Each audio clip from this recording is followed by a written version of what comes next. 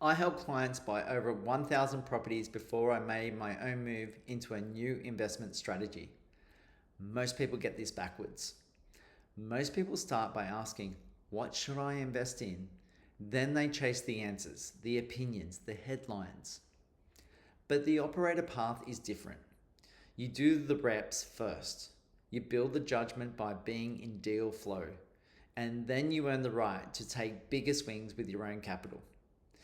That's what those first 1,000 deals did for me. They built the operator's lens. And now I'm applying that same lens as I move into backing founders. Let me frame this simply. The conventional path is you decide what you want to invest in and then you go and do it.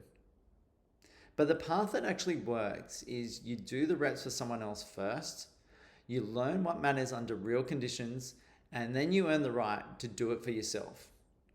So in this video, I'm going to walk you through how those 1,000 client deals became the foundation of my own decision making and why this matters now that I'm moving into partnering with founders and backing businesses. Early on, I made the same mistakes most investors make. I treated every property like it deserved equal analysis. It doesn't. Some deals are interesting, some deals look safe, some deals look incredible on paper, but only a small percentage are truly meaningful. The first 100 deals taught me how to separate signal from noise. And here are two lessons I could have not learned without doing the reps. First, headlines create urgency. Data creates advantage. If you're making decisions because you feel rushed, you're usually trading on someone else's narrative. Second, most people overreact to policy fear and underreact to cycle reality. They panic into uncertainty and then they miss the run. Let me give you a real life example. Back in 2022, Queensland was due to change the rules on calculating land tax. The change was going to include investment properties around the country, not just Queensland properties. There was an approval in June 2022. And during this period, a lot of investors panicked and a lot of people sold. But then by 30 September, the government scrapped the rule. Now here's the part most people remember incorrectly. After that panic window, the property market was red hot and the boom came with strength. So the question is not, did you see the headline?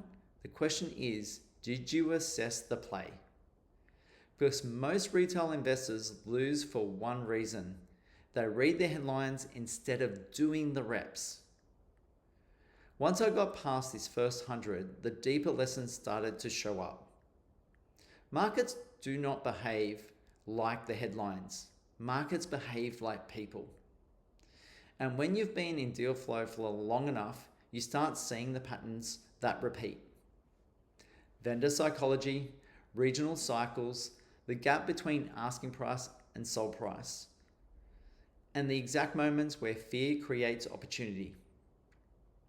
Let me give you two examples of trades my clients made because I was watching the patterns and not the news. In early parts of COVID in 2020, many investors were selling. The narrative was fear and uncertainty. And to be fair, nobody knew how it would play out. But the opportunity was real, and if you were doing the work and staying close to the market. There was a townhouse in Brisbane. The seller bought it for $350,000 back in 2008. And in 2020, we picked this up for a client for $218,000. Within 12 months, it was valued back at $350,000. That is not luck. That's understanding what a panic discount looks like and having the conviction to act when other people hesitate. Here's another example, Perth. I want to be honest here. I was nervous at first about taking clients' investment money over to Perth to buy property. That hesitation is normal when you care about outcomes. So we did what operators do. We researched the data, we spoke to people on the ground in Perth, we looked for confirmation in multiple directions. We purchased. And within 3 years, property prices doubled. The lesson for me was bigger than Perth. It was this: the more reps you do, the less you need predictions. And the more open you become to good ideas from credible people who are actually close to the truth on the ground. Operators are not stubborn. Operators are evidence driven. Now, here's where the story goes next. I'm applying the same operator's lens to founders and business partnerships. And I want to make something clear. I'm not jumping into backing founders from theory. I've made personal investments for a decade and helped clients invest for longer. Same principle. You do the reps for someone else first. Those 1,000 property deals gave me the pattern recognition that transfers. I know what the real risk looks like. I know what fake upside looks like. I know what strong operators do under pressure. And I know what viable looks like, not just exciting.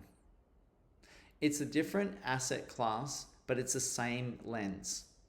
So if you're thinking about making a leap into a new market, a new strategy, or a new level of business, here's the question I want you to ask yourself.